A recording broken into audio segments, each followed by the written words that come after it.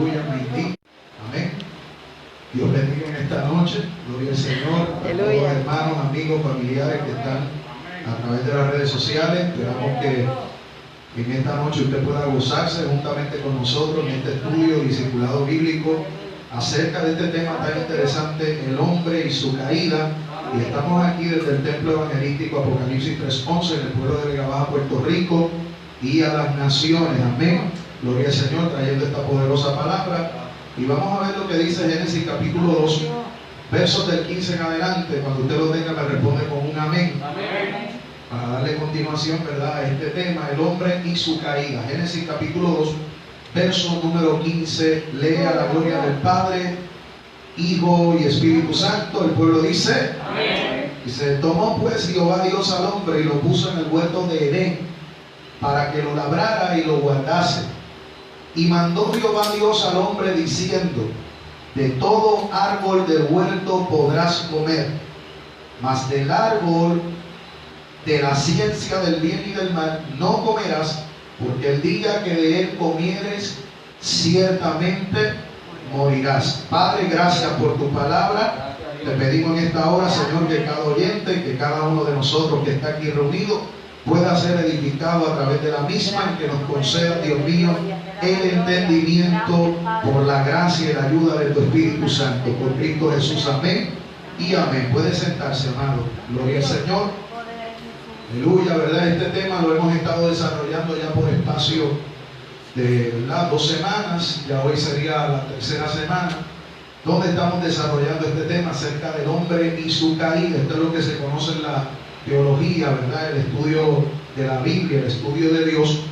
Se conoce como la antropología. Amén. Es el estudio del hombre, el estudio del ser humano. Y las pasadas semanas estuvimos hablando un poco acerca de cuáles eran las características innatas con las cuales el ser humano fue creado y en qué condiciones y medio ambiente el Señor lo puso, ¿verdad?, en ese lugar llamado el huerto de Edén. Las pasadas semanas vimos indiscutiblemente Dios creó al hombre en un estado de perfección, y también la creación misma estaba en un estado de perfección, de manera que el hombre no tenía absolutamente ningún motivo por el cual rebelarse en contra de su creador, sino que por el contrario tenía todos los motivos necesarios para obedecerle, para guardarse en obediencia y fidelidad al Dios que lo había creado y al Dios que lo había formado, ¿verdad? No vamos a entrar, para no seguir, ¿verdad?, es lo mismo, no vamos a entrar en esos detalles. Más bien nos queremos concentrar en esta noche en los efectos que tuvo esa caída. Recordemos que el hombre fue engañado, ¿verdad? En este caso la mujer fue engañada por una serpiente, la cual sigilosamente entró en aquel huerto y comenzó a desvirtuar las palabras que el Señor le había dado a Adán en un momento dado. Comenzó a tergiversar por completo, ¿verdad?, el mensaje o la instrucción que Dios había dado. Y la mujer, ¿verdad?, en este caso, pues fue persuadida, fue engañada y decide comer de aquel árbol de la ciencia del bien y del mal, ¿verdad?, el cual Dios había señalado que de él no se podía comer, como habíamos dicho anteriormente, ¿verdad?, los pasajes que acabamos de leer. Pero es necesario que entendamos, y quiero, ¿verdad?, enfatizar en este punto, que el pecado no tuvo su origen, amén, en la tierra. El pecado se introdujo, ¿verdad?, a través de la desobediencia de Adán y Eva, pero el pecado no tuvo su origen en la tierra. Dijimos la semana pasada que el pecado tuvo su origen en el cielo, no porque en el cielo haya corrupción o haya pecado, sino que hablamos de un ser espiritual mencionado en Ezequiel capítulo 28, Isaías capítulo 14, que en su corazón fue hallada maldad e iniquidad. Dice la Escritura literalmente que él se enalteció, le dio cabida a ese pecado, ese orgullo, la soberbia, a causa de su hermosura, y indiscutiblemente vemos cómo este ser espiritual llamado Luzbel, ¿verdad?, o conocido también como Lucifer, fue el autor de una rebelión en contra de Dios allá arriba en el cielo, donde claramente él dice y expresa en Isaías capítulo 14: subiré al monte de Dios y allí voy a establecer mi trono, junto al trono de Dios Todopoderoso. Sabemos que eso era alta traición, pero también vemos como en Apocalipsis capítulo número 12 se describe a un ser espiritual que se le identifica como un dragón, haciendo alusión directa a ese querubín que estaba en el cielo en un estado de perfección, pero que se corrompió a causa del pecado. Y ahora Apocalipsis se le menciona como el dragón, también se le menciona como la serpiente antigua, amén, haciendo alusión a Génesis capítulo 13. Y ese dragón, dice la Escritura en Apocalipsis 12, que con su cola arrastró a la tercera parte de las estrellas del cielo. Y nosotros explicamos la semana pasada que cuando se habla de estrellas, ¿verdad?, en muchas de las ocasiones que se menciona las estrellas, en la Biblia se está haciendo referencia a los ángeles del Señor. De manera que estamos hablando de un ser que fue creado en un estado de perfección, pero que también tenía libre voluntad y tenía libre albedrío para decidir si obedecía o no obedecía a Dios. Porque eso es lo bueno que tiene nuestro Dios. Cuando Dios crea a los ángeles y Dios crea al ser humano, le da la libre potestad de que estos se escojan, ¿verdad?, si obedecen o no obedecen al Señor. También dijimos que esto para nada tomó por sorpresa al Señor. Esto no fue sorpresa para él, esto no le sorprendió, porque es aquí que Dios lo conoce todo, ¿verdad? El discipulado anterior que tuvimos acerca de la persona de Dios Padre, dijimos que Dios es omnisciente, Dios lo conoce absolutamente todo. Dios conoce el pasado, Dios conoce el presente, Dios conoce el futuro, porque Dios vive en un eterno presente. Amén. Gloria al Señor. Él está fuera de tiempo, Él vive en la eternidad. Para Él no hay ayer, para Él no hay mañana, Él vive en un eterno presente. Nosotros que estamos dentro de esta dimensión llamada el Cronos, ¿verdad?, pues sí, amén, estamos expuestos al día, a la noche, etcétera. Pero Dios está fuera de ese tiempo. De manera que el Señor conocía en su capacidad y en su omnisciencia que iba a haber una rebelión en el cielo. Y también Dios sabía que el hombre, en un punto, ¿verdad?, de su historia, también se iba a rebelar en contra, amén, de sus mandamientos.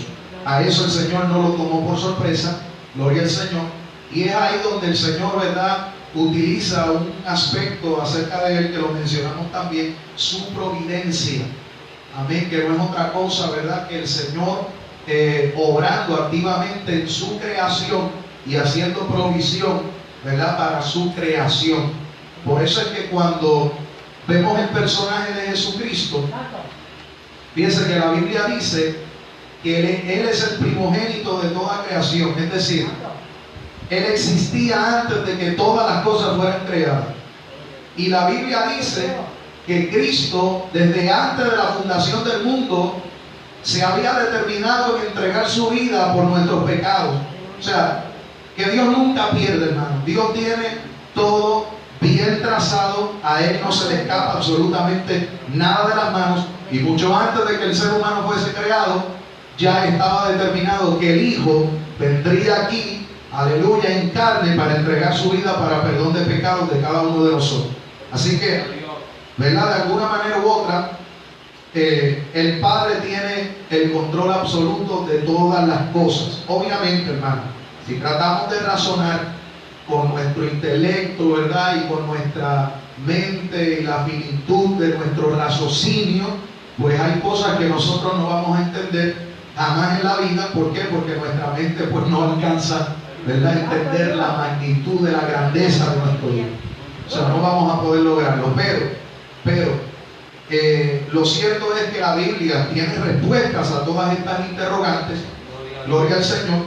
Y es importante señalar ese punto. El origen del pecado tuvo lugar en el corazón de un ser creado en perfección, ¿verdad?, llamado Lucifer, gloria al Señor, que se revela. Y cuando el Señor entonces determina crear al hombre, al ser humano, podríamos nosotros decir que Satanás, ¿verdad? Ahora ya caído, ya no como un ángel de luz, sino como un ángel caído, aparentemente vio que al hombre se le dio, siendo este hecho poco menor que los ángeles. El salmista David dice que es el hombre para que él piense que es el hombre para que él tenga memoria. Lo hiciste poco menor que los ángeles. De manera que nosotros, hermanos, ¿verdad? En comparación a los ángeles, pues somos nada, somos creados del polvo, ¿verdad que sí? Pero ese ángel caído vio que a nosotros se nos otorgó y se nos dio el ser creados a imagen y semejanza de Dios, que era lo que él quería, pero que a él no se le dio. ¿Por qué? Porque como ángel él había sido creado, ¿verdad?, en otras condiciones, como un espíritu. Obviamente la Biblia dice que este estaba vestido de cornalina, de topacio y carbunclo, y es ahí donde él comienza a planificar de qué manera yo puedo hacer caer a esta creación que fue hecha a imagen y semejanza de Dios. Y aunque sí es cierto que Satanás nos odia con todas sus entrañas, y sí es cierto que Satanás daría lo que no tiene por destruirnos a cada uno de nosotros y destruir la humanidad por completo, no podemos perder de vista que esto es un conflicto que se está dando entre el enemigo de Dios y Dios mismo. Y prácticamente usted y yo estamos en el medio de ese conflicto. Y Satanás, viendo que Dios nos ha amado de tal manera, ¿verdad?, que tiene un amor especial por cada uno de nosotros, él se ha determinado a atacar la misma imagen de Dios y la gloria de Dios, porque sabe que cuando el hombre se destruye a sí mismo o se destruyen los unos a los otros, eso le duele en el corazón al Padre y Creador de todos nosotros. Así que naturalmente todo ese ataque, ¿verdad?, y toda esta persuasión para que el hombre peque no es otra cosa que un ataque frontal de Satanás, no solamente en contra del hombre, sino en contra de la misma gloria del Señor. ¿Ven?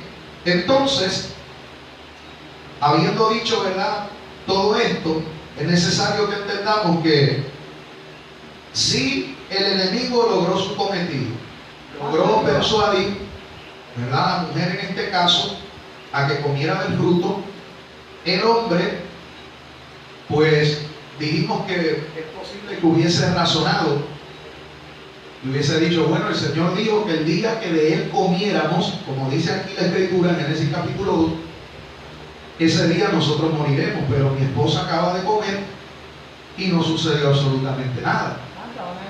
Entonces él se sirvió, ¿verdad?, en el plato grande y allá comió también. Y hermano, literalmente no sucedió una muerte física instantánea, ¿verdad?, en el momento. No sucedió. ¿Por qué? Porque antes de la muerte física había unas repercusiones espirituales. Y era que el hombre sería separado de esa comunión íntima que tenía con su Creador.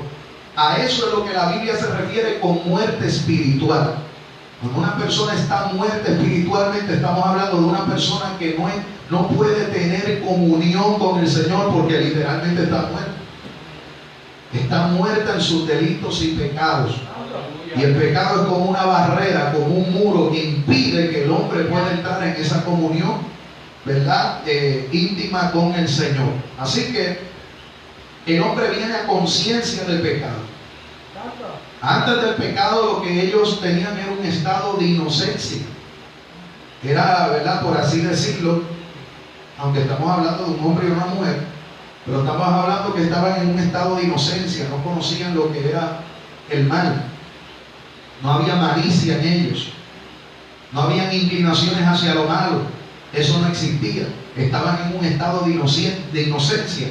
Ahora, cuando ellos comen del árbol de la ciencia del bien y del mal, entonces entran en un estado de conciencia. Y ahora se hacen conscientes de lo bueno y de lo malo, pero juntamente con esa conciencia se introducen las inclinaciones hacia el pecado, hacia lo malo. Ahí es que el pecado entonces comienza a afectar por completo la constitución en la cual Dios creó al ser humano. Lo afectó por completo. Gloria al Señor. Eso trajo una serie de repercusiones. Si nosotros leemos en Génesis capítulo número 3, ¿verdad? Ya mismito vamos a ver unos versos ahí. Vamos a ver que el hombre no solamente muere espiritualmente, sino que hubieron ciertas maldiciones que el Señor decreta. Una vez el hombre cae en ese estado de pecado y de desobediencia, hay unos decretos y unas maldiciones que se mencionan ahí, y es importante que las mencionemos, ¿verdad?, para que podamos tener un cuadro completo de todo lo que ocurrió una vez el hombre peca. En primer lugar, vemos que se menciona en el verso número 14, ahí en Génesis capítulo número 3, Génesis capítulo 3, quien primero recibe una maldición de parte de Jehová, el Creador, es la serpiente. Así que yo lo que quiero que usted vea, hermano, es cómo el pecado da apertura a la maldición. Gloria a Dios. Aleluya. Amén. Nadie puede decir que Dios lo está bendiciendo en un estado de pecaminosidad, porque el pecado lo que abre la puerta es a las maldiciones. Las maldiciones no son otra cosa que consecuencias negativas y adversas a causa del pecado. Las maldiciones también son decretos que vienen como consecuencia de nuestro pecado.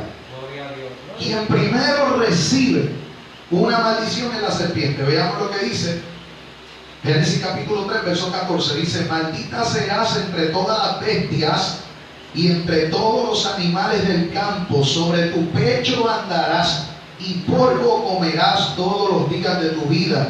La maldición sobre el reino animal tomó lugar desde el mismo momento en que el pecado se introdujo en el mundo.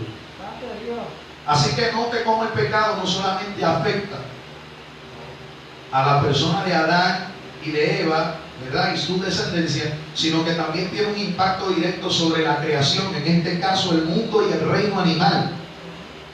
Los mismos animales iban a sufrir también la consecuencia y tendrían, ¿verdad?, de parte de Dios una maldición a causa del pecado. Así que imagínese usted por un momento, si Dios había creado todo en un estado de perfección, y luego voy a mencionarle un texto, si no me equivoco está en el libro del profeta Isaías, donde dice que en el milenio Dios va a restaurar las cosas a tal forma que todo será como en el principio. Y un niño podrá compartir con un áspid y con un león. Un áspid es una serpiente, con un león como si nada, como si fuera un cachorro cualquiera. Así que eso es para que usted tenga una idea de cómo eran las cosas en el principio. Pero cuando entró el pecado, se infectó inclusive el mundo animal. Por así decirlo, una revolución completa, hermano, en toda la creación. Segunda maldición, la vemos en Génesis 3:16. Se maldijo la serpiente, pero sabemos, ¿verdad?, que esa maldición se extiende al mundo animal. Y en Génesis capítulo 3, verso 16, se maldice, ¿verdad?, o hay una maldición sobre la mujer, específicamente, ¿verdad?, su estado de embarazo y la forma en la cual ésta iba a dar a luz. Dice la Escritura, dice: multiplicaré en gran manera los dolores de tus preñeces. Con dolor darás a luz a los hijos, y tu deseo será para tu marido, y él se enseñoreará de ti. Amén. De manera que este texto nos está sugiriendo que la manera en la cual la mujer iba a dar a luz en aquel entonces, antes del pecado, no iba a ser de la misma manera en la cual da a luz en este tiempo. Ese dolor, inclusive he escuchado, ¿verdad?, creo que la ciencia así lo afirma, que cuando una mujer está dando a luz, creo que hay hasta las costillas se mueven de sitio, etcétera, etcétera, etcétera. Gloria al Señor, es un dolor indescriptible. Solamente las que han dado a luz pueden, ¿verdad?, testificar acerca de ese evento. Gloria al nombre del Señor, pero la Biblia nos está sugiriendo que en el principio eso no es así. Así que ese acto del nacimiento y del mismo embarazo, esos dolores y todos esos efectos que tiene una mujer, que sufre una mujer cuando está en esa etapa de su vida, gloria al Señor, nosotros lo vemos como algo normal, lo vemos como algo natural, porque ya estamos habituados a eso.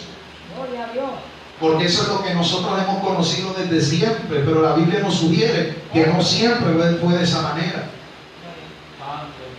Entonces imagínense usted, si con todo el dolor que puede soportar una mujer en este tiempo, bueno, eso no se ve tanto ahora, pero en antaño las mujeres parecían Wiman, tenían 12, 15 hijos, con esos dolores terribles. Imagínense usted si esos dolores no hubiesen estado en aquel tiempo. Bueno, yo creo que eso encaja perfectamente con ¿verdad?, el mandato que Dios le había dicho a Adán y a Eva: llenen la tierra por completo. Iba a ser un mamey llenar la tierra. Adán se iba a convertir en una fábrica de producción. Así que no iba a ser tan difícil la cosa. Pero se introduce entonces ese dolor ¿verdad?, sobremanera abundante en las preñeces de la mujer. No solamente eso, sino que se menciona también que su deseo será para su marido y él se enseñoreará de ella. Amén. Y aquí lo que está hablando, cuando habla de que el deseo será para su marido, básicamente es que ella va a buscar la forma, ¿verdad?, de tratar de usurpar el lugar de autoridad en el cual Dios ha puesto al varón. ¿Ok? También se puede interpretar, ¿verdad?, algunos lo interpretan de esta manera, que habla de algún tipo de manipulación para tratar de usurpar el lugar de autoridad que le corresponde al varón como cabeza del hogar. Fíjense, tu deseo será para tu marido. ¿Ok? Pero por otro lado dice que el marido se va a enseñorear de ella, es decir, va a ejercer su autoridad, pero lo va a hacer de una manera autoritaria, de una manera infame. Va a tratar de denigrar y de aplastar a la mujer y tomar esa autoridad por la fuerza. Cuando en principio, ¿verdad?, el Señor no instituyó el matrimonio para que se diera dentro de ese contexto, ¿verdad?, de maltrato físico, psicológico, etcétera, emocional.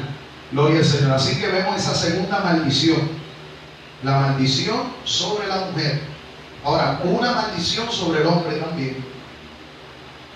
Hubo una maldición sobre el hombre. Esto lo vemos en Génesis capítulo 3, versos del 17 al 19. Génesis 3 del 17 al 19 dice: maldita será la tierra por tu causa. ¿Ves? No solamente se afecta el ser humano, el ámbito espiritual, el reino animal, se afecta también, ¿verdad?, esa forma natural del parto de la mujer, sino que también ahora se va a afectar la misma creación, la naturaleza.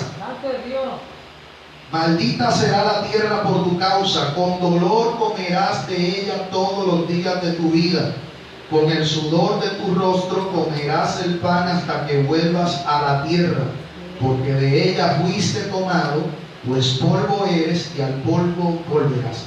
Esto claramente incluye tanto la muerte física como la muerte espiritual. Así que, aunque el hombre en primera instancia no muere físicamente, ya el Señor está dando un decreto aquí: a causa de tu pecado, tus días van a ser contados sobre la faz de la tierra. Llegará el momento donde vas a morir. Pero no solamente eso, sino que le habla acerca de la vanidad en la cual se va a convertir la vida misma. Ahora el hombre tendría que trabajar, no solamente, ¿verdad?, para tener deleite o comunión con Dios, sino para su propio sostenimiento.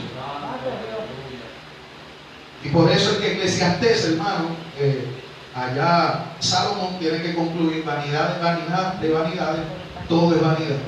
Él dice: ¿de qué aprovecha el hombre levantarse todos los días temprano, hacer la misma rutina, fatigarse con el sol del día, trabajar, etcétera, etcétera, etcétera, si todos vamos a terminar en el hoyo?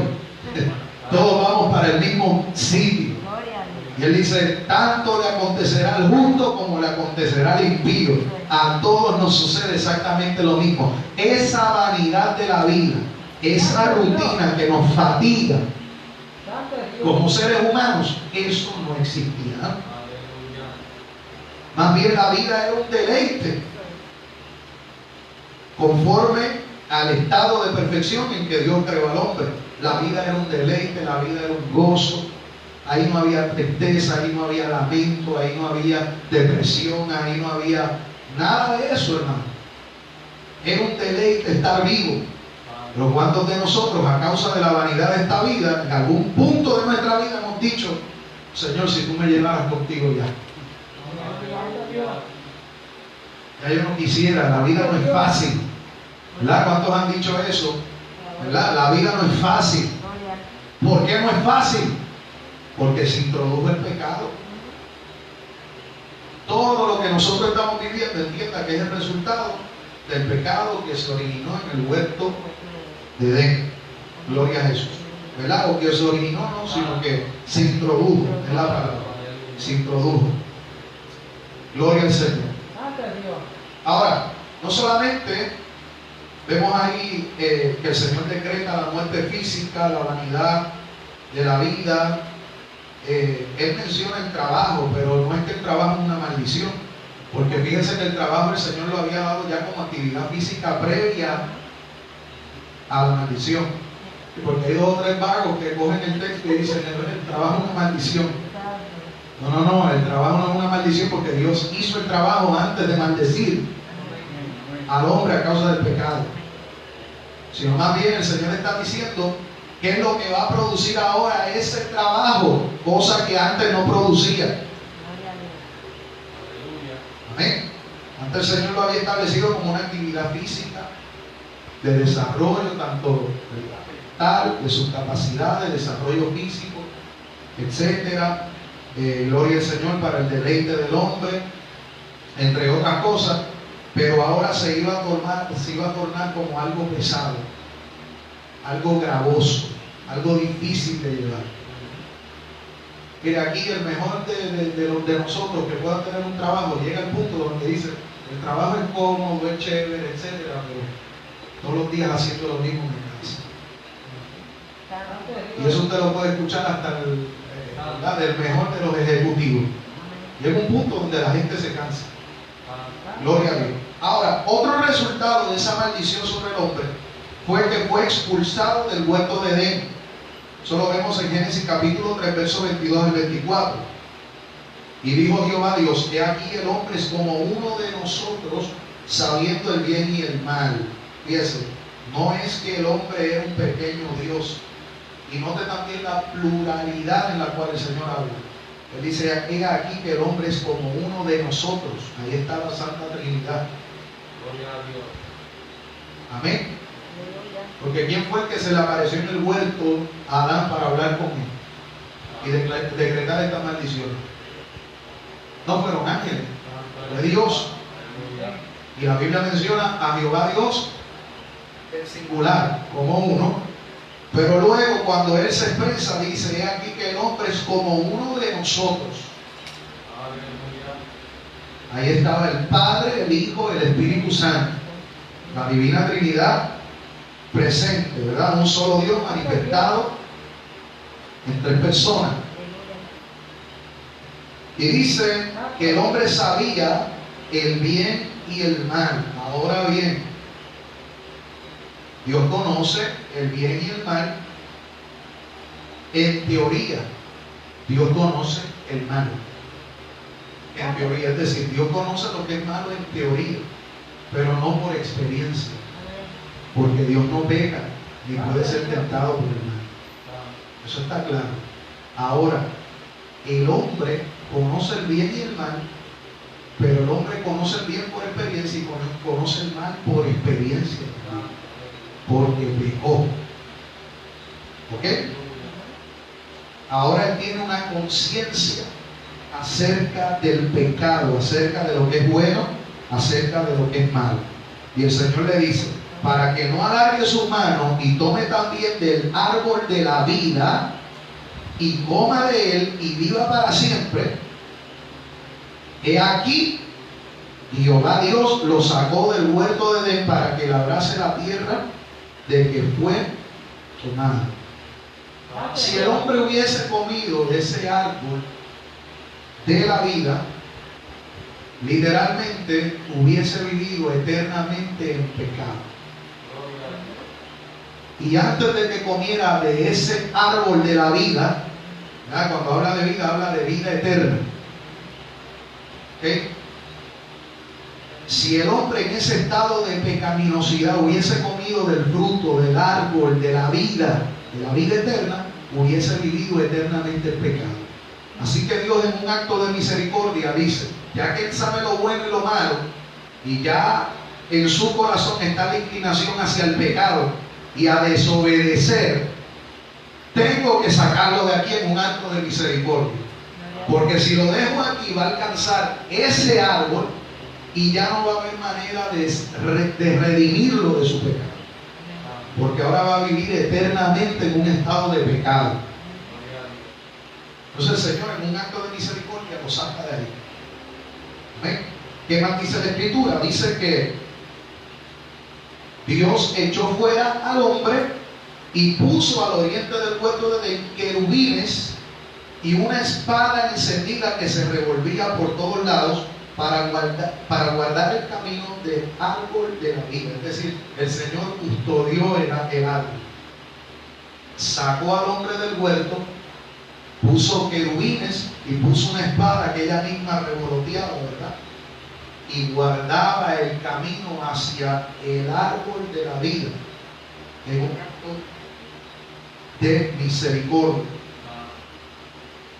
Aunque esto parece ser un juicio severo, aún hay un pensamiento de misericordia, porque Dios no quería que el hombre comiera del árbol de la vida, no sea que viviera eternamente su pecado, de esa forma haciendo imposible una redención. Si el hombre hubiese comido de ahí, entonces lamentablemente hubiese vivido eternamente el pecado y no había manera de que nadie lo pudiese salvar. No había forma alguna. Gloria a Dios. Así que vemos que hubo una maldición sobre la serpiente, sobre la mujer, sobre el hombre, pero hubo una última maldición, y es la maldición sobre la tierra. Hubo una maldición sobre la tierra. Dice: maldita será la tierra por tu causa, espinos y cardos te producirá. Esta maldición es sobre el reino vegetal. Amén. Eso está en Génesis capítulo 3, versos 17 y 18. Así que, hermano, la creación misma fue afectada, la vida del hombre, todo fue afectado a causa de la desobediencia del hombre. Gloria al nombre del Señor. Esto trajo también algunos resultados en cuanto a la actitud del hombre hacia sí mismo, la actitud del hombre hacia Dios y la actitud del hombre hacia su prójimo. Es importante que destaquemos eso también. Cuando el hombre peca, la actitud del hombre hacia sí mismo cambió por completo. Sus conciencias fueron despiertas e instantáneamente les acusó a ellos mismos. Dios ni siquiera había entrado en escena ahí en Génesis capítulo 3. Sin embargo, el hombre ya sabía que era pecador. Así que la forma en la cual el hombre se veía a sí mismo a causa del pecado cambió por completo. ¿Okay? El hombre se veía a sí mismo como parte de la creación, como un ser creado, como un hijo de Dios que tenía comunión con su Padre, con su Creador. Pero cuando el pecado se introdujo a causa de su desobediencia, ahora el hombre no se veía a sí mismo como lo que fue en un momento dado, como hijos de Dios. Ahora se veían a sí mismos como pecadores. Entró la culpa. Por eso usted va a ver que ellos inmediatamente, ¿qué hicieron? Se ocultaron de la presencia de Jehová. La culpa tomó lugar. Es decir, La manera en la cual el hombre se veía a sí mismo, su actitud hacia sí mismo, cambió por completo. Amén. También estoy mencionando esto rapidito, su actitud hacia Dios cambió por completo. Por ejemplo, el hombre gozaba de comunión con Dios en el huerto, pero una vez pecan, huyen de la presencia de Dios. Y es exactamente lo mismo que sucede en nuestros días. La gente le anda huyendo a Dios a causa de su pecado. Por eso la Biblia dice que aunque la luz vino al mundo, el mundo amó más las tinieblas que la luz. El hombre odia, y yo sé que suena fuerte, pero es la verdad, el hombre odia a Dios. El hombre odia a Dios. La Biblia dice que aquellos que andan en tinieblas no vienen a la luz para que no se haga manifiesto que sus obras son obras hechas en oscuridad. Pero los que son de la luz vienen a la luz para que sea manifiesto que sus obras son buenas obras hechas para Dios. De manera que la actitud del hombre hacia Dios es una de total desprecio, rechazo, miedo, temor. Se ocultan por completo de Dios. Ese es uno de los resultados que tuvo el pecado en la vida del ser humano. El hombre huye de la presencia de Dios. ¿Y cuántos de nosotros aquí, antes de estar en Cristo, le huíamos? Literalmente le huíamos a Dios, a la iglesia, a los hermanos, a los aleluyas, a los cristianos. Le huíamos, hermano. Literalmente. Yo siempre digo que nunca se me olvida cuando estudié en Manatí en la Reina, allí yo tenía una maestra que era pentecostal y que me la encontré no hace mucho, creo que para diciembre o algo así, me la encontré por allá, anuncio no pagado en Supermax. Oye, yo no sé cómo me reconoció porque yo estoy más gordo, ya no tengo el pelo como lo tenía así erizado cuando estudiaba y tenía mascarilla. Pues esa mujer tiene un ojo de águila. Aleluya. Yali, se me está viendo, que Dios la bendiga. Yali Rivera.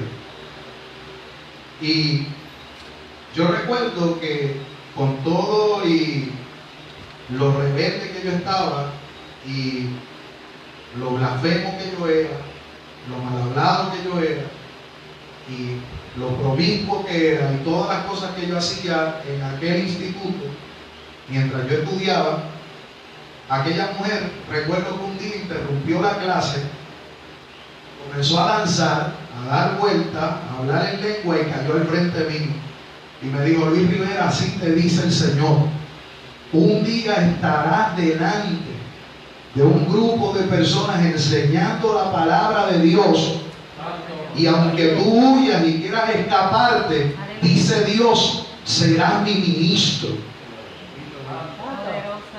Cuando ella me dijo eso, yo me eché a reír porque yo no tenía temor de Dios.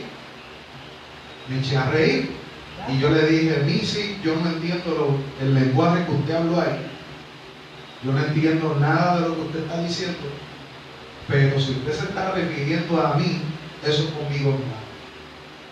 Yo cristiano, jamás. Jamás. Pasaron los años, ya yo estaba con una Biblia bajo el brazo. Me la he encontrado 2 veces. Dios le ha dado esa bendición a ella. Para mí ha sido una bendición también, pero para ella es un testimonio tremendo. Ya yo cargaba con una Biblia bajo el brazo. Un día me invitaron a Manatí, una iglesia bastante, ¿verdad?, escondidita. Y yo fui porque me dijeron que iba a predicar un muchacho que era ciego, un niño ciego de nacimiento, pero que predicaba la palabra de Dios con poder. Y yo fui, y ¿saben quién estaba allí? Cuando se acabó el culto, estaba mi maestra allí. Me dijo: adiós, Luis Rivera, ¿qué tú haces con una Biblia y bajo el brazo? Yo te dije que de Dios no te ibas a escapar. Y yo le dije, no, ciertamente, ¿verdad? Dios me alcanzó por su misericordia, etcétera, etcétera, etcétera. Y esa mujer siempre me predicaba, siempre me hablaba de Dios, pero yo huía. Yo no quería nada que ver con la iglesia, con el evangelio, nada de eso, hermano. Yo recuerdo, yo la llevaba hasta la casa. Ella vive, ¿verdad? No sé si vive ahí todavía en Las Marques, aquí en Vega Baja. Y como ella no guiaba, salíamos de clase y yo la llevaba a la casa. Y ella aprovechaba todo el camino para hablarme de Cristo, de la palabra, de la iglesia. Y yo en una negativa, hasta que los otros días me la encontré de nuevo. Y le dije, la otra vez me viste solo en aquella actividad, ahora me ves con mi esposa. Aquí está la pastora Ana. ¡Están pastoreando! Alaba. Se sorprendió. Me dije, yo te dije que Dios no falla. Le dije, muchacha, tú tienes un ojo de águila y que Dios te lo bendiga. Gloria a Dios. Son las cosas que Dios hace, hermano. Gloria al nombre del Señor. Y ciertamente, ¿verdad? El hombre, cuando está en ese estado de pecado, su actitud hacia Dios es una actitud de rechazo. El hombre odia a Dios, se esconde, se oculta de Dios, no quiere nada con Dios. También su actitud, gloria a Dios, su actitud hacia su prójimo se afectó por completo. Por ejemplo, el matrimonio que tenía Adán y Eva en aquel huerto, en aquel estado de perfección, literalmente era un matrimonio perfecto. Ahora usted escuchará muchísimas veces, yo lo he dicho, y creo que cada uno de nosotros en algún punto, ¿verdad? Lo hemos dicho. Pues mi matrimonio no es perfecto, pero hemos visto la bendición de Dios. Es una realidad. No existe el matrimonio perfecto en el estado en el cual se encuentra el mundo hoy. No existe. Pero en un principio sí existió. La mujer respetaba esa posición de autoridad. Y el hombre trataba con dignidad y como vaso más frágil a la mujer en ese estado de perfección.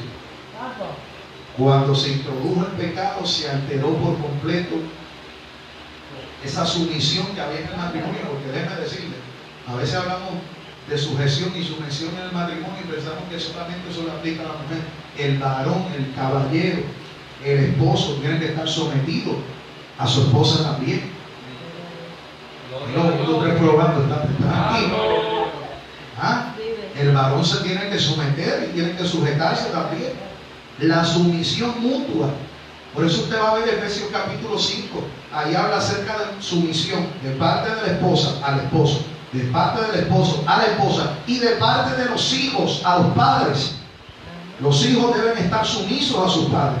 Y a los padres se les aconseja y ustedes no provoquen a ir a sus hijos. Así que aunque los padres están también en una posición de autoridad, los padres también tienen que ser sumisos y no deben provocar a ira y a rebeldía a sus hijos, por más que usted tenga la razón. Las cosas hay que saber decirlas y hay que saber, ¿verdad?, cómo tratar, ¿verdad?, a los hijos. Igualmente los hijos a los padres, en un marco de respeto.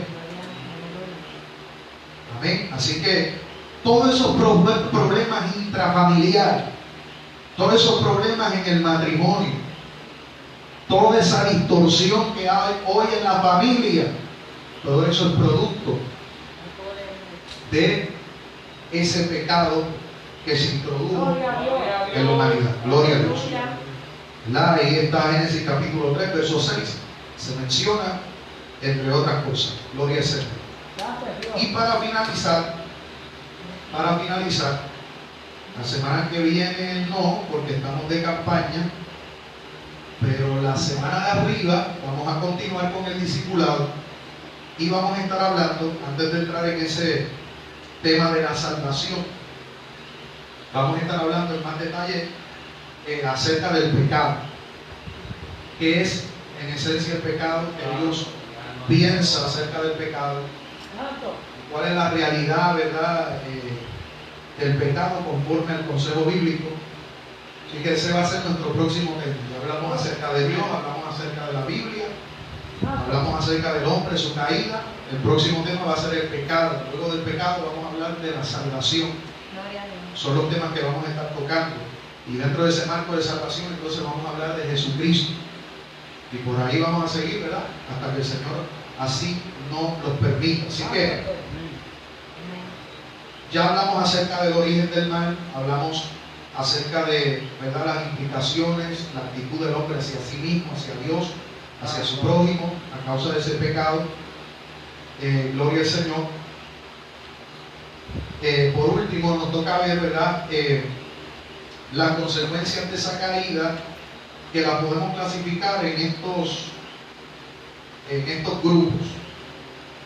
Son 6 grupos que vamos a clasificar aquí, en los cuales la caída del ser humano, tuvo consecuencias inmediatas. Por ejemplo, hubieron consecuencias físicas, consecuencias ambientales, ¿verdad?, que ya lo dije, consecuencias de gobierno, consecuencias de goce físico o psicológico, consecuencias morales y consecuencias espirituales. Y esto, aunque básicamente ya lo hemos venido tocando, quiero desglosarlo, ¿verdad?, un poquito más para poder ampliarlo, y de esta manera pues ya concluimos el estudio.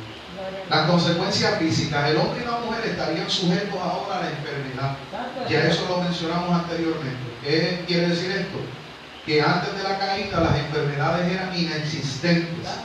El hombre fue creado para vivir eternamente al comer del árbol de la vida. Así que aquí básicamente, ¿verdad?, se nos está sugiriendo en estos textos, si vemos un árbol de la vida eterna, ¿por qué ese árbol estaba ahí?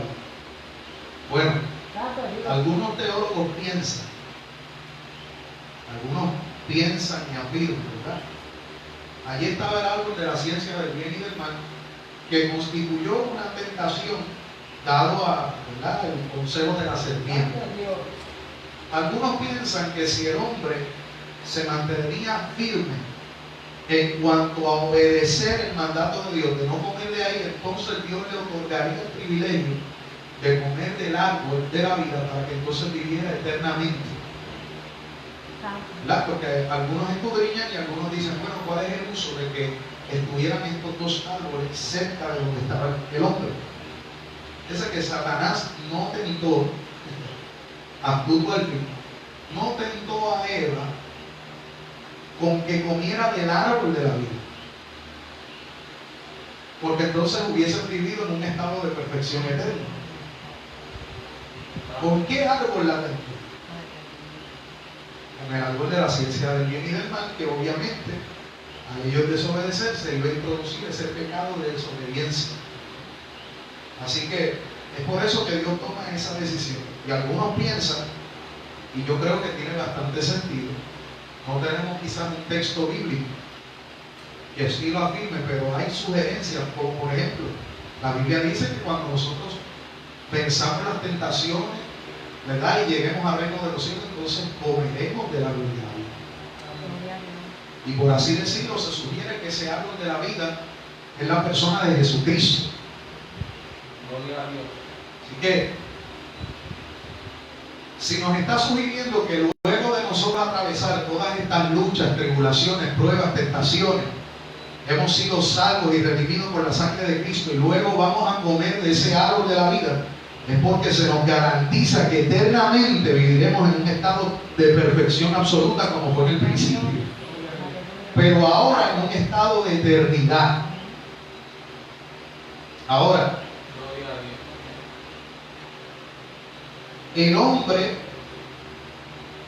fue creado para vivir eternamente si éste comía del árbol de la vida, y por eso Dios lo tuvo que sacar de ahí. En Apocalipsis 22:2, por ejemplo, reaparece en la narrativa bíblica ese árbol de la vida.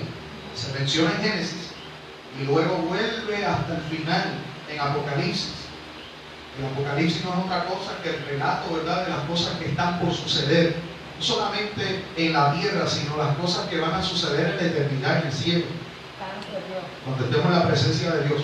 Y fíjese que ese árbol de Génesis ahora aparece al final de la historia de la humanidad. Aparece al principio, ahora aparece al final. Dice que en medio de la calle de la ciudad, está hablando de la Nueva Jerusalén, y a uno y a otro lado del río estaba el árbol de la vida que produce 12 frutos, dando cada mes su fruto. Y las hojas del árbol eran para la sanidad de las naciones.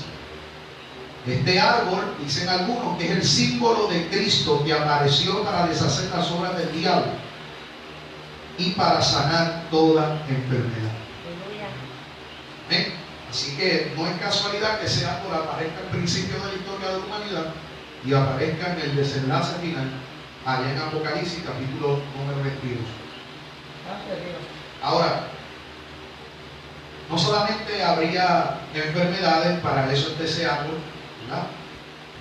Entraron las enfermedades, sino que el hombre estaría sujeto ahora a la muerte física, eso lo mencionaba. También están las consecuencias ambientales. Los animales sufrieron un cambio radical. Estos no serían aquellos que se alimentaban con frutas y verduras. Den una verdura ahora a un perro para que usted vea. No le gusta la verdura, pero como le gusta el pollo, hasta vivo los matan. Aleluya. Es la realidad, pero eso no existía antes. Si nosotros vamos a textos como el que vemos en Isaías capítulo 11, verso 6, Isaías capítulo 11, verso 6, lleva por título el reinado justo del Mesías. Está hablando cuando Cristo establezca su reino milenial en esta tierra. Mire lo que dice la Biblia en Isaías 11:6. Morará el lobo con el cordero. Es posible que ahora un lobo y un cordero anden juntos. El lobo hace un asopado de cordero. Dice, y el leopardo con el cabrito. Dice que el leopardo con el cabrito se acostará, el becerro y el león y la bestia doméstica andarán juntos, y un niño los pastoreará. Escuche eso. Un niño se encargará de pastorear a estas bestias, hermano. A un leopardo, a un cabrito, un becerro, un león. Lo mismo será para un niño pastorear una bestia salvaje como uno doméstico, ¿verdad? Dice, el niño de pecho jugará sobre la cueva del áspid. Aleluya. Bueno, un niño yo no lo quiero ver ni cerca de un hormiguero. Lo voy a ver cerca de la cueva de un áspid. Y el recién destetado extenderá su mano sobre la caverna de la víbora. Es decir, un bebito va a ir capeando, va a meterla, va a sacar la culebra de la cueva. Alaba. Dice, no harán mal ni dañarán en todo mi santo monte, porque la tierra será llena del conocimiento de Jehová como las aguas cubren el mar. ¿Qué más dice? Salud. Isaías 65. Isaías 65, verso 25.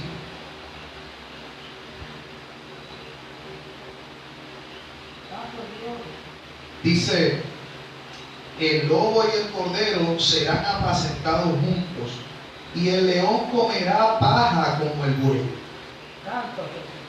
Usted sabe que el león es el rey de la selva. ¿Y qué come el león? Carne. Eso es lo que él come. Dice que el león comerá paja como el buey, y el polvo será alimento de la serpiente. No afligirán ni harán mal en todo mi santo monte, dijo Jehová. Así que, de nuevo, los animales sufrieron un cambio radical. Fue ahí cuando se tornaron salvajes. Por eso también dice el texto que el temor de los hombres fue infundido sobre los animales. Ahora usted ve, un gato le pasa por el lado y usted hace un movimiento rápido, el gato se asusta. Se queda mirando. Un perro te ve con una varita en la mano y se tira patas arriba, no me ve. ¿Verdad? Porque el temor de los hombres fue infundado, ¿verdad?, sobre el reino animal.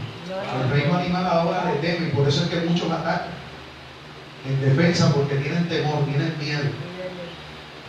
Gloria al Señor. Todo el planeta ahora estaría sujeto a esclavitud, como dice Romanos 8:22, que la creación gime y está con dolores de parto hasta hoy. La tierra fue maldita por causa del pecado, eso lo vimos ya en Génesis capítulo 3, verso 17. También el gobierno del hombre fue afectado. Gloria al Señor.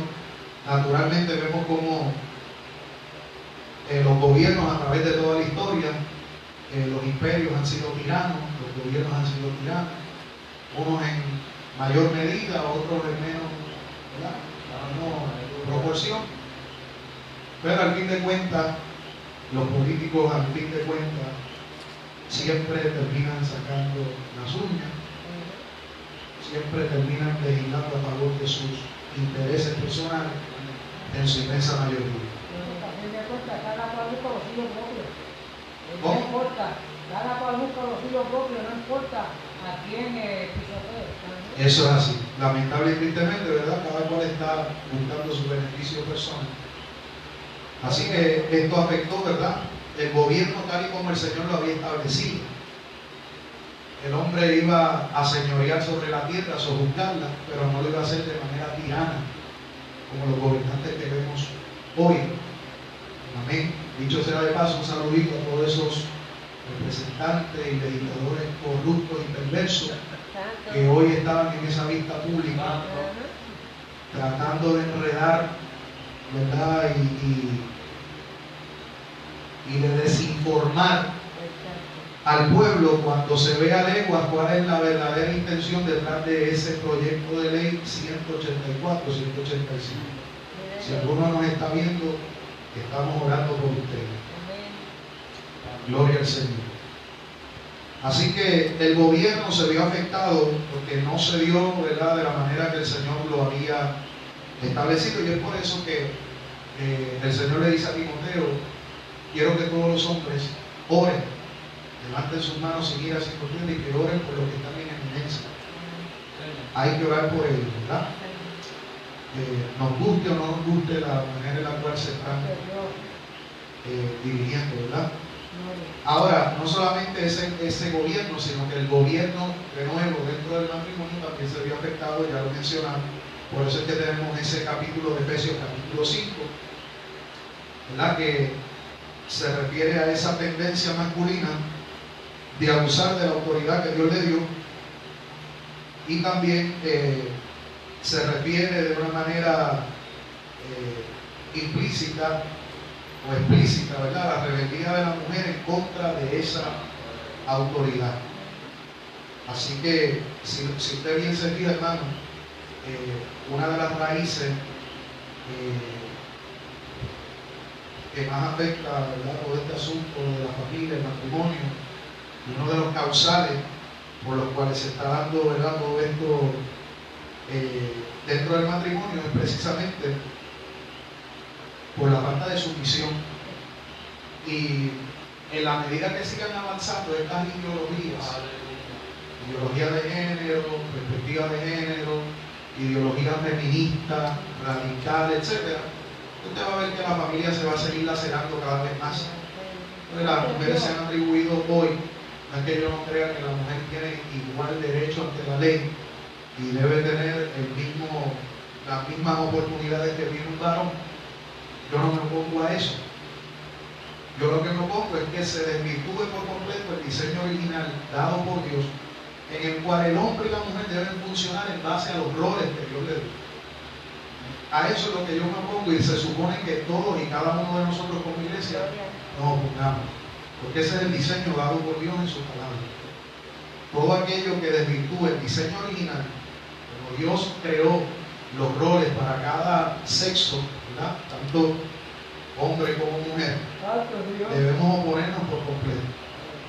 Pero eso es para que usted vea cómo la política y toda esta ideología pues está siendo impulsada de manera totalitaria. O sea, por ejemplo, yo me pregunto, porque hoy había cientos de manifestantes hoy en las escalinatas del Capitolio, cientos. Lo más seguro, usted no vio nada de eso en las noticias hoy, ni lo verá. Sin embargo, cuando habían 5 gatas de las feministas, estos meses pasados, allí estaba Raimundo y todo el mundo cubriendo a esas 5 o 6 gatas que estaban allí. Cuando digo gatas me refiero, ¿verdad?, a un grupo bien pequeño de manifestantes en las escalinatas frente al Capitolio. Pero estaban todos los periódicos, estaban todos los canales televisivos, y eso fue cobertura, o sea, a nivel nacional. Pregunta: ¿cuántos canales de televisión se han manifestado hoy para hablar acerca de las cientos de personas que hoy se dieron cita para decir no estoy de acuerdo con el proyecto de ley que ustedes quieren firmar en estos días? ¿Cuántos vieron algo en la noticia hoy? Nadie, ¿verdad? ¿En dónde? En el 2. ¿Qué cobertura le dieron? Poquitita cobertura. Y así que, ve de nuevo, en el 2 transmitieron algo, la cobertura fue bien pequeña. Y casi siempre note que cuando se le da algún tipo de cobertura, se le va a dar esa cobertura, pero con un lenguaje despectivo en contra de aquellos que se manifestaron. Aquí está un grupo de fundamentalistas, de religiosos. O sea, y usted va a notar que siempre se utiliza ese tipo de lenguaje despectivo, de fanáticos. ¿Eh? Yo no lo vi, pero ahí está el testimonio. Un grupo de fanáticos frente, ¿verdad? Y así es como el mundo nos ve. Y no hay problema que nos vean como les dé la gana, porque al fin de cuentas el mundo nos tiene que aborrecer por el testimonio de Cristo. Si nos quieren ver como fanáticos, fundamentalistas, que nos vean como les dé la gana. Pero aunque nosotros, ¿cómo? Que nos vean como locos, sí, que nos vean como les dé la gana. A mí no me importa los epítetos, los insultos, a mí no me interesa eso. Pero ellos tienen que saber que aunque hay separación de iglesia y Estado, nosotros formamos parte del Estado como ciudadanos de la nación americana y de esta isla de Puerto Rico. Así que porque yo tenga una profesión de fe, sea evangélico, cristiano, protestante, pentecostal, eso no me exime a mí de todos los derechos que yo tengo como ciudadano. Porque hay separación de iglesia y Estado, pero yo también tengo criterio como ciudadano de este país. Entonces, de eso es que ellos nos están privando, hermano. Quieren sacar a la iglesia de todo el panorama, y por eso nacen proyectos de ley como el que estamos viendo hoy, para tratar de callar y ponerle una mordaza a la iglesia, porque es que la iglesia, hermano, es un muro frontal que separa delante de todas las inmoralidades y aberraciones que estos políticos corruptos quieren aprobar en nuestro país. Así que siempre que ellos van a legislar algo que afecta la niñez, la moral y que afecta directamente el país, la iglesia va a estar como un muro ahí de frente siempre. Entonces tienen que inventar leyes como hicieron los sátrapas con Daniel. Aleluya. Inventar leyes sacadas de la manga. ¿Para qué? Para que entonces la iglesia no haga lo que le corresponde. Pero nosotros como Daniel, firmen el decreto que sea, pasen la ley que sea, vive Jehová, abriremos las puertas del templo, como Daniel se metió en su recámara, abriremos las puertas. Y ahí, hermano, a Daniel se le dijo: nadie puede pedir a ningún Dios fuera del rey, y hay de aquel que haga petición, porque será echado en el foso de los leones. Y Daniel dijo: no hay problema, yo voy para la recámara a orar como siempre. Y nosotros decimos lo mismo, vamos a seguir predicando que el pecado es pecado y que solamente Jesucristo puede salvar al hombre de su pecado, sea alcohólico, sea prostituta, sea homosexual, sea lesbiana, sea, aleluya, brujo, santero, llámese como se llame. Vamos a seguir predicando lo mismo, así eso nos cueste la vida o tengamos que ir a la misma cárcel. Santo es Jehová, aleluya. Vamos a seguir predicando lo mismo. Vive Jehová. Así que La iglesia tiene que alzar su voz para que estas cosas no se den, pero si se da, vamos a decir como los 3 jóvenes hebreos, estamos aquí sin reversa alguna. Gloria a Dios. Es aquí que Dios nos puede librar del horno de fuego, pero si no nos libra, pues gloria a Dios, con el mismo gozo vamos a entrar en el horno de fuego entonces. Poderoso de Jehová. Y eso, hermano, es un mensaje que la iglesia tiene que darle contundente a los políticos en este país, que se venden, ¿verdad?, como lechón de apeso en las campañas, pero luego cuando están allá arriba, lo que quieren es imponer su voluntad y legislar para grupos minoritarios y no para una sociedad completa y diversa como es, ¿verdad?, un país. Gloria a Dios. Aleluya. Así que, escuche bien, hubieron implicaciones en el gobierno, en el matrimonio, hubieron implicaciones de gozo físico, psicológico. Santo Dios. Santo. Gloria al Señor. Ya dijimos, ¿verdad?, que para la mujer el goce físico y psicológico de la procreación y dar a luz se convertiría en una tortura ahora, iba a ser un suplicio, iba a ser algo que iba a producir dolor. De igual manera, el goce físico y psicológico del marido, se supone que este fuera protector, sustentador y guía, se convertiría en un yugo. Gloria al Señor. El trabajo físico del varón se iba a reducir a fastidio y dolores constantes. También tenemos implicaciones morales. Tanto el hombre como la mujer tendrían una tendencia a la degradación moral. Es por tanto comprensible universalmente que un niño que no es educado, en una ortodoxia moral es condenado a una conducta criminal. Es decir, un niño, ya lo dijimos, ¿verdad?, en pasados estudios, un niño, aunque en su primera etapa está en un estado de inocencia, tiene en sus genes el pecado. Y naturalmente cuando crezca va a tener inclinaciones hacia la mentira, hacia el robo, hacia diferentes cosas. Por eso es necesario que los padres eduquen, disciplinen moralmente, espiritualmente a sus hijos. ¿Por qué? Porque es que ya vienen infectados con el pecado. Eso es parte de la herencia que los padres le están dando a los hijos, lamentablemente. Por eso los padres tienen que aprender a ser ejemplo de ellos. ¿Por qué? Porque muchas veces los hijos lo que siguen, más que palabras, lo que siguen son patrones y conductas. Santo Dios. Patrones y conductas. Sería totalmente contradictorio que yo tenga una lata de cerveza en la mano y le diga a mi hijo, mira, yo bebo, pero cuando tú crezcas no bebas porque eso es malo. Tú le puedes decir lo que sea, pero si esa es la conducta y el ejemplo que tú le estás dando, lamentablemente, ¿verdad? Los niños lo que tienden es a imitar más patrones de conducta que 1000 sermones que usted le pueda dar. Así que eso es sumamente importante. Y número 6, para concluir, las consecuencias espirituales. Dios le había dicho al hombre, si comes del fruto prohibido morirás.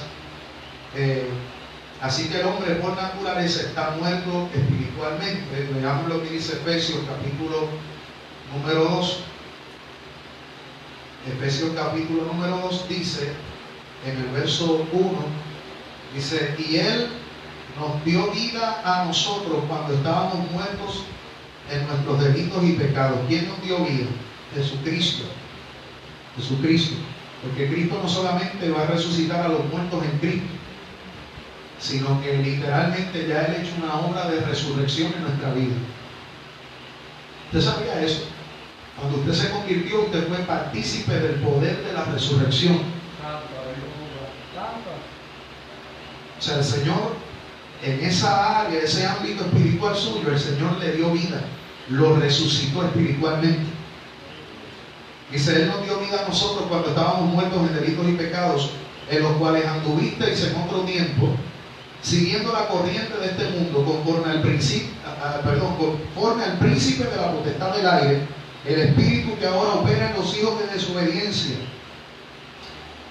Ahora, ¿será eso cierto? Esa afirmación que hace el Papa Francisco de que todos somos hijos de Dios. ¿Será eso cierto? Bueno, aquí dice que hay hijos de desobediencia. ¿Quiénes son los hijos de desobediencia? Todos aquellos que pecaron ¿verdad? Quizás no a la manera de Adán, pero que son pecadores igual que Adán lo fue. Esos son hijos de desobediencia. Los hijos de Dios son aquellos que creen en el nombre de Cristo y le han recibido. Dice Juan 1:12, mas a todos los que le recibieron, a todos los que creyeron en su nombre, se le ha dado el derecho de ser llamados hijos de Dios. Así que el Papa puede decir lo que le dé la gana. Él no está por encima de lo que dice la Biblia. No está por encima. Y en estos días un líder evangélico se retractó de unas expresiones que hizo. Claro, porque de nuevo, el lobby gay está ejerciendo ciertas presiones. Y inclusive, ¿sabía usted que en Amazon ya, esta plataforma de tienda virtual, ya Amazon se está convirtiendo en una plataforma que está persiguiendo a los cristianos? ¿Por qué? Porque Amazon es muy conocido por tener, ¿verdad?, una inmensa variedad de libros, tanto cristianos, seculares, de novelas, etc. Ahí yo compro muchos de los libros que yo compro, los compro ahí, en Amazon. ¿Sabía usted que ahora por la ideología de género están evaluando ciertos libros que tocan ese tema de carácter cristiano y evangélico? Los están evaluando para removerlos de la plataforma porque Amazon quiere que se promueva la ideología de género también. Y los están removiendo. Los otros días yo fui a comprar un libro, pero un libro electrónico, que yo lo puedo bajar aquí a la tablet, lo puedo bajar al celular. Y cuando, qué curioso, que se llama El caso de Cristo. Y ese libro lo escribió Lee Strobel, y ese hombre era un periodista ateo. Él se convirtió a Cristo hace muchos años. ¿Por qué? Porque su esposa, hay una película de eso que se llama así mismo, El caso de Cristo. Ese hombre, su esposa se convierte al cristianismo y él era ateo, un periodista. Y eso comenzó a traer conflicto. Porque él decía, yo quiero que mi matrimonio sea entre tú y yo. Cristo no tiene espacio en este matrimonio. El matrimonio no es de 3, de 2. Esa era su manera de pensar. Y su esposa se resistía a abandonar el cristianismo. Yo voy a seguir creyendo en el evangelio. Y él usó sus dotes de periodista para decir, ok, no hay problema. Yo voy a hacer una investigación exhaustiva para demostrarte que toda esa cosa del evangelio es un cuento, es un mito, es una falacia. Eso de Jesús y su resurrección, eso es un cuento de camino. Pues para resumirle el cuento largo corto, el hombre en su investigación no le quedó otra que reconocer que la resurrección de Cristo es un evento verídico, real, comprobable con evidencias científicas, históricas y todo lo que usted se puede imaginar. Y el hombre no le quedó otra que convertirse aquí. Una de las cosas que él más quería atacar era el relato de la resurrección. Y ese libro, cuando yo lo fui a comprar los otros días, decía, está bajo investigación. Y no me dejaba comprarlo. Dije, espérate, ¿qué pasó aquí? Claro, desaparecer el tema de la resurrección y desprestigiar el tema de la resurrección es acabar con el cristianismo. El apóstol Pablo dice claramente, si Cristo no resucitó, es vana nuestra fe. Por eso el ataque es directo y frontal hacia el relato de la resurrección ahora mismo. Y no me lo permitió comprar. Ahí me voy a meter hoy a ver si lo soltaron.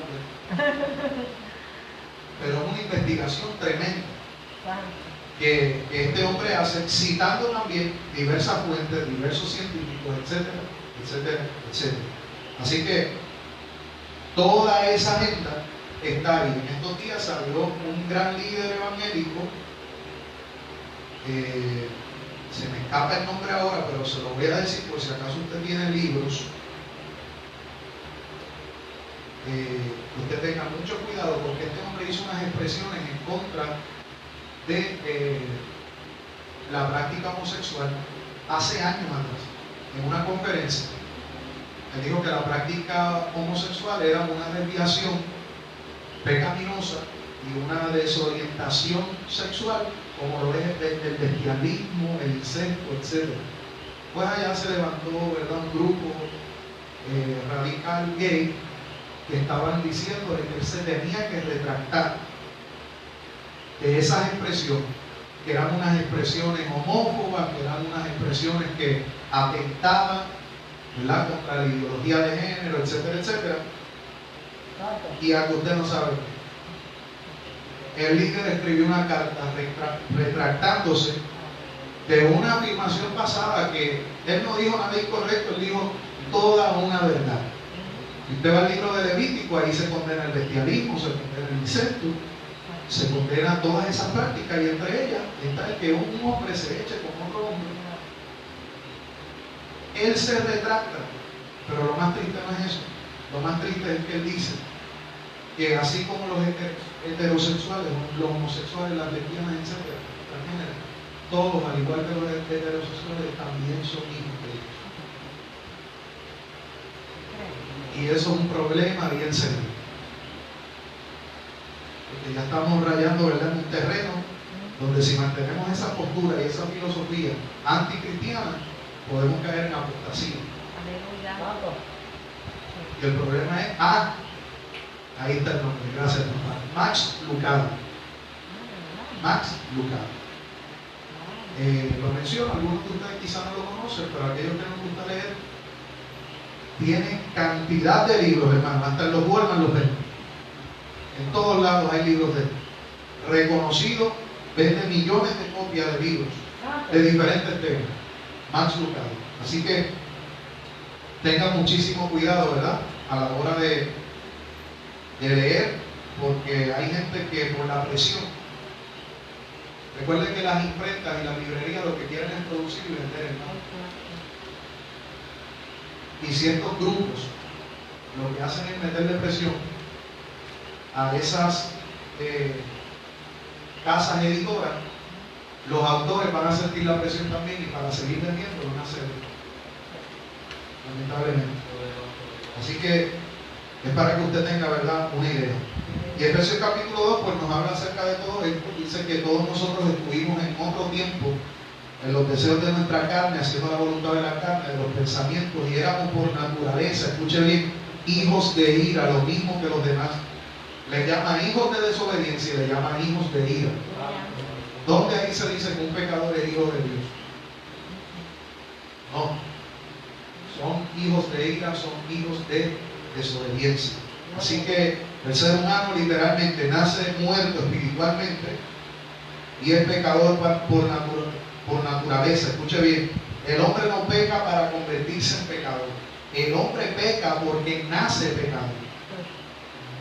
Es distinto. ¿Okay? El hombre no peca para entonces convertirse en pecador. El hombre peca porque nació pecador. Amén. Así que ese pecado lo que produce es separación. El ser humano sin Cristo está separado de Dios por causa del pecado.